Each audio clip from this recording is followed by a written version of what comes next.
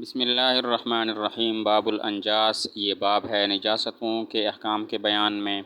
جب مصنف رحمۃ اللہ علیہ حیض، نفاس اور جنابت کے احکام سے فارغ ہوئے، نیز غسل، وضو، تیمم اور مسح کے بیان سے فارغ ہوئے، تو اب نجاست حقیقی اور اس کو پاک کرنے کے طریقے بتا رہے ہیں۔ جب مصنف رحمۃ اللہ علیہ حیض، نفاس، جنابت کے احکام سے فارغ ہوئے اور غسل، وضو، تیمم اور مسح کے بیان سے فارغ ہوئے، تو اب نجاست حقیقی اور اس کے پاک کرنے کے طریقے ذکر فرما رہے ہیں۔ انجاس نجسن یا نجسن کی جمع ہے اور اس کے دو معنی آتے ہیں، نمبر ایک ناپاک شے اور نمبر دو ناپاکی اور گندگی۔ یہاں پر مراد پہلا معنی ہے، یعنی ناپاک شے۔ انجاس جمع ہے نجسن یا نجسن کی اور اس کے دو معنی آتے ہیں، نمبر ایک ناپاک شے اور نمبر دو ناپاکی اور گندگی۔ یہاں پر پہلا معنی مراد ہے، یعنی ناپاک شے، ناپاک جسم وغیرہ۔ تطہیر النجاست، نجاست کو پاک کرنا، واجب واجب ہے، من بدن المصلی نماز پڑھنے والے کے بدن سے، وثوبہ اور اس کے کپڑے سے، والمکان الذی اور اس مکان سے، یصلی علیہ جس پر وہ نماز پڑھتا ہے۔ ویجوز تطہیر النجاست اور نجاست کو پاک کرنا جائز ہے، بالماء پانی کے ساتھ، وبکل مائع طاہر اور ہر اس بہنے والی چیز سے جو پاک ہو، یمکن ازالتها بہ کہ ممکن ہو اس نجاست کو زائل کرنا اس کے ذریعے، کالخل وماء الورد جیسا کہ سرکہ اور عرق گلاب۔ تطہیر النجاست، یہاں پر مضاف محذوف ہے، اصل میں ہے تطہیر محل النجاست، مقام نجاست کو پاک کرنا واجب ہے۔ جیسے واسأل القریہ، اس کا مطلب ہے واسأل اہل القریہ، بستی والوں سے پوچھو۔ تطہیر النجاست یہاں پر مضاف محذوف ہے، اصل میں ہے تطہیر محل النجاست، مقام نجاست کو پاک کرنا واجب ہے۔ جیسے واسأل القریہ اصل میں ہے واسأل اہل القریہ، بستی والوں سے پوچھو۔ تو مسئلہ یہ ہے کہ نمازی کے جسم، کپڑے اور اس مکان کو پاک کرنا ضروری ہے کہ جس مکان میں وہ نماز پڑھتا ہے۔ کپڑوں کو پاک کرنا اس لیے ضروری ہے کہ اللہ تعالیٰ نے فرمایا وَثِيَابَكَ فَطَهِّرْ، اپنے کپڑوں کو پاک رکھیے۔ جب کپڑوں کی پاکی ضروری ہے اور یہ معلوم ہو گیا، تو یہ بھی معلوم ہو گیا کہ جسم اور جگہ کا پاک ہونا بھی ضروری ہے جہاں نماز پڑھی جائے، کیونکہ بحالت نماز ان تمام کا استعمال ہوتا ہے، لہذا یہ سب چیزیں بھی، بدن اور مکان کا پاک ہونا بھی ضروری ہے۔ مسئلہ یہ ہے کہ نمازی کا بدن اور اس کے کپڑے اور اس مکان کو نجاست سے پاک کرنا ضروری ہے کہ جس پر وہ نماز پڑھتا ہے۔ کپڑوں کا پاک ہونا ضروری ہے کیونکہ اللہ نے فرمایا وَثِيَابَكَ فَطَهِّرْ، اپنے کپڑوں کو پاک رکھیے۔ اور جسم اور مکان کا پاک ہونا اس لیے ضروری ہے کہ نماز میں جسم اور مکان بھی استعمال ہوتا ہے، جس طرح کپڑے استعمال ہوتے ہیں، لہذا جسم اور مکان کا پاک ہونا بھی ضروری ہے۔ وَيَجُوزُ تَطْهِيرُ النِّجَاسَةِ، نجاست کو پاک کرنا پانی کے ذریعے بھی جائز ہے اور ہر ایسی پاک بہنے والی چیز کے ذریعے بھی جائز ہے کہ اس کے ذریعے نجاست کا ازالہ ممکن ہو، جیسا کہ سرکہ اور عرق گلاب۔ نجاست کو پاک کرنا پانی کے ذریعے بھی جائز ہے اور ہر اس بہنے والی پاک چیز کے ذریعے بھی جائز ہے کہ جس کے ذریعے نجاست کا ازالہ ممکن ہو، جیسا کہ سرکہ اور عرق گلاب۔ وجہ اس کی یہ ہے کہ بہنے والی جو چیزیں ہوتی ہیں ان میں ازالہ نجاست کی صلاحیت ہوتی ہے اور طہارت کا انحصار بھی ازالہ نجاست پر ہے، لہذا پاک بہنے والی چیزوں کے ذریعے طہارت جائز ہو جائے گی۔ بہنے والی چیزوں میں ازالہ نجاست کی صلاحیت ہے اور طہارت کا انحصار ازالہ نجاست پر ہے، لہذا پاک بہنے والی چیزوں کے ذریعے طہارت حاصل کرنا جائز ہو جائے گا، نجاست کو دور کرنا جائز ہو جائے گا۔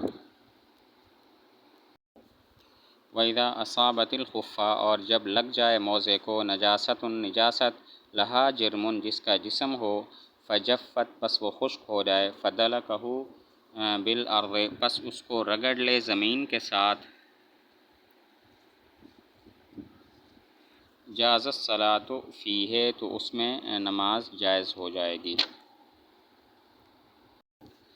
موضع پر اگر نجاست لگ جائے تو دیکھیں گے اس کا جسم ہے یا نہیں ہے۔ اگر اس کا جسم ہے اور وہ خشک ہو جائے تو زمین کے ساتھ رگڑنے سے وہ پاک ہو جائے گا اور نماز جائز ہو جائے گی، اور اگر اس کا جسم نہیں ہے تو پھر اس کو دھونا ضروری ہوگا۔ جبکہ امام محمد رحمۃ اللہ علیہ فرماتے ہیں خواہ نجاست جسم والی ہو یا جسم والی نہ ہو، دونوں صورتوں میں دھونا واجب ہو جائے گا۔ ان کی دلیل یہ ہے کہ نجاست موضع میں سرایت کر گئی ہے، اور جب نجاست سرایت کر جائے تو صرف دھونے سے ہی وہ پاک ہوگی، نہ تو سوکھنے سے پاک ہوگی نہ رگڑنے سے۔ لیکن ہماری دلیل یہ ہے کہ ایک روایت ہے، ایک حدیث ہے کہ اگر موضوع پر نجاست لگ جائے تو انہیں چاہیے کہ وہ زمین پر رگڑ دیں تاکہ زمین انہیں پاک کر دے، زمین انہیں پاک کر دے گی۔ تو مسئلہ یہ ہے کہ موضع پر اگر نجاست لگ جائے تو دیکھیں گے اس نجاست کا جسم ہے یا نہیں ہے۔ اگر نجاست جسم والی ہے، وہ خشک ہو جائے تو زمین سے رگڑنے سے وہ موضع پاک ہو جائے گا اور نماز جائز ہو جائے گی، اور اگر وہ نجاست ایسی ہے جس کا کوئی جسم نہیں ہے تو اس کو دھونا ضروری ہوگا۔ امام محمد رحمۃ اللہ علیہ فرماتے ہیں کہ نجاست خواہ جسم والی ہو یا بغیر جسم کے ہو تو اس کو دھونا ضروری ہوگا۔ ان کی دلیل یہ ہے کہ نجاست لگ جائے موضع میں تو وہ سرایت کر جاتی ہے، اور جب نجاست سرایت کر جائے تو نہ تو وہ سوکھنے سے پاک ہوگا اور نہ ہی وہ رگڑنے سے موضع پاک ہوگا، بلکہ دھونا ضروری ہوگا۔ لیکن ہماری دلیل ایک روایت ہے کہ اگر موضوع پر نجاست لگ جائے تو انہیں چاہیے کہ زمین پر رگڑ دیں کہ زمین انہیں پاک کر دے گی۔ والمنی نجس، اور منی نجس ہے، یجب غسل رطبہ، واجب ہے اس کے تر کو دھونا۔ فإذا جف علی الثوب، پس جب خشک ہو جائے کپڑے پر، اجزأہ فیہ الفرق، تو اس کو کافی ہو جائے گا اس میں مل دینا۔ مسئلہ یہ ہے کہ منی نجس ہے، اگر وہ تر ہے تو اس کو دھونا ضروری، اگر خشک ہو گئی ہے تو اس کو مل دینا اور خرج دینا بھی کافی ہو جائے گا۔ منی نجس ہے، اگر تر ہے تو اس کو دھونا واجب، اگر خشک ہو گئی کپڑے پر تو اس کو مل دینا اور خرج دینا بھی کافی ہو جائے گا۔ والنجاست، اور نجاست اذا اصابت المرآۃ او السیف، جب پہنچ جائے شیشے کو یا تلوار کو، اکتفا بمسحہما، تو کافی ہے ان کو پونچھ لینا۔ وإن اصابت الارض نجاست، اور اگر لگ جائے زمین کو نجاست، فجفت بالشمس، پس وہ خشک ہو جائے سورج کے ساتھ، وذهب اثرها، اور اس کا نشان چلا جائے، جازت الصلاۃ علی مکانہا، جائز ہوگی نماز اس کی جگہ پر، ولا یجوز التیمم منہا، اور جائز نہیں ہوگا اس سے تیمم کرنا۔ نجاست اگر شیشے کو یا تلوار کو لگ جائے تو پونچھنا کافی ہوگا، دھونا ضروری نہیں ہے، اس لیے کہ شیشہ ہو یا تلوار ہو ان میں نجاست سرایت نہیں کرتی، اور جس میں نجاست سرایت نہ کرے اس کو دھونا ضروری نہیں، پونچھ لینا کافی ہوتا ہے۔ اگر آئینے کو یا تلوار کو نجاست لگ جائے تو پونچھ لینا کافی ہوگا، اس کو دھونا ضروری نہیں ہے، کیونکہ تلوار ہو یا آئینہ ہو اس میں نجاست سرایت نہیں کرتی، اور جہاں پر نجاست سرایت نہ کرے وہاں پر دھونا ضروری نہیں ہوتا، پونچھ لینا بھی کافی ہوتا ہے۔ وَإِنْ أَصَابَتِ الْأَرْضَ، اگلا مسئلہ یہ ہے کہ زمین میں نجاست لگ گئی ہے اور وہ پھر خشک ہو گئی، سورج کی وجہ سے وہ نجاست خشک ہو گئی اور اس کا نشان بھی چلا گیا، تو وہاں نماز پڑھنا تو جائز ہے، تیمم کرنا جائز نہیں ہے۔ اگر زمین پر نجاست لگ گئی اور سورج کی وجہ سے وہ نجاست خشک ہو گئی اور نجاست کا نشان بھی ختم ہو گیا تو وہاں نماز تو پڑھ سکتے ہیں، لیکن اس جگہ سے، اس زمین سے تیمم کرنا جائز نہیں ہے۔ اب یہاں پر سوال یہ ہے کہ سورج کے ساتھ خشک ہونے سے اور اس کا نشان چلے جانے سے وہ زمین پاک ہو گئی ہے کہ نہیں ہوئی؟ اگر زمین پاک ہو گئی ہے تو جس طرح نماز جائز ہے تیمم بھی جائز ہونا چاہیے، اگر پاک نہیں ہوئی تو جس طرح تیمم جائز نہیں ہے نماز بھی جائز نہیں ہونی چاہیے۔ سوال یہ ہے سورج لگنے سے خشک ہو گئی اور نشان بھی نجاست کا چلا گیا تو وہ زمین پاک ہو گئی یا نہیں ہوئی؟ اگر زمین پاک ہو گئی ہے تو جس طرح نماز جائز ہے تیمم بھی جائز ہونا چاہیے، اگر پاک نہیں ہوئی تو جس طرح تیمم جائز نہیں ہے نماز بھی جائز نہیں ہونی چاہیے۔ تو پھر آپ یہ کیوں کہتے ہیں کہ نماز تو جائز ہے لیکن تیمم جائز نہیں ہے؟ جواب یہ ہے نماز کے لیے شے کا طاہر ہونا ضروری ہے، مطہر ہونا ضروری نہیں، جبکہ تیمم کے لیے شے کا مطہر ہونا بھی ضروری ہے۔ نماز کے لیے زمین کا طاہر ہونا ضروری ہے، مطہر ہونا ضروری نہیں ہے، جبکہ تیمم کے لیے زمین کا طاہر و مطہر ہونا دونوں ضروری ہیں۔ زمین سورج کی وجہ سے خشک ہو گئی اور اس کا اثر بھی چلا گیا تو وہ زمین پاک تو ہے مطہر نہیں ہے، طاہر تو ہے مطہر نہیں ہے۔